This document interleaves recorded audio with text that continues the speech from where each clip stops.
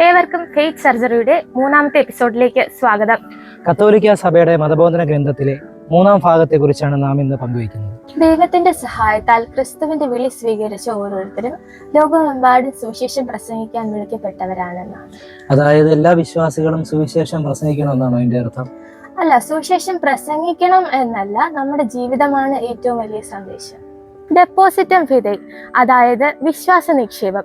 യേശുക്രിസ്തു അപ്പോസ്തലന്മാർക്ക് നൽകിയ വിശ്വാസ സത്യങ്ങൾ, ദൈവവചനം, സഭയുടെ പാരമ്പര്യങ്ങൾ എന്നിവയുടെ സമ്പൂർണ്ണ നിക്ഷേപമാണ് ഡെപ്പോസിറ്റം ഫിദെ.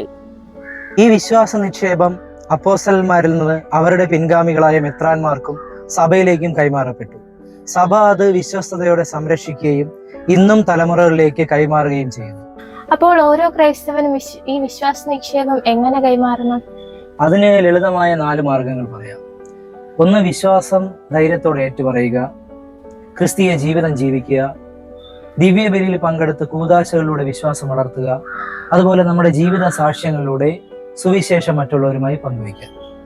അതിനാൽ സുവിശേഷം പങ്കുവയ്ക്കുക എന്നത് പ്രസംഗിക്കുക മാത്രമല്ല, നമ്മുടെ സ്നേഹവും ക്ഷമയും കരുണയും സത്യസന്ധമായ ജീവിതവുമാണ് യേശുവിനെ അറിയാൻ പറ്റുന്ന ഏറ്റവും വലിയ സാക്ഷ്യം.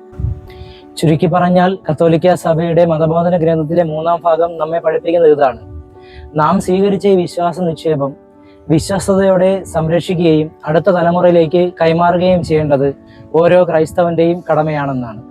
നമുക്ക് ലഭിച്ച ഈ വിശ്വാസം നമ്മുടെ ജീവിതത്തിലൂടെയും സ്നേഹത്തിലൂടെയും മറ്റുള്ളവരിലേക്ക് പകരാം. അങ്ങനെ നമുക്ക് യേശുവിന്റെ യഥാർത്ഥ സാക്ഷികളായി ജീവിക്കാം. നന്ദി.